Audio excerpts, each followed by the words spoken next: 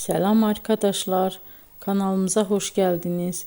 Bugün sizler için sevimli oyuncularımız Birce Akalay ve İbrahim Çelikkol'dan çok güzel kareler hazırladık.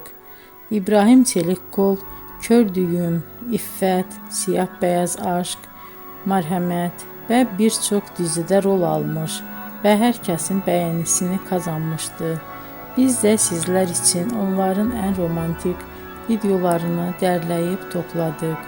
Arkadaşlar, kanalıma abone olup yorum yazmanızı, videonu sona kadar izleseniz çok sevinirim. Herkese teşekkür ederim. Bizden bu kadar arkadaşlar.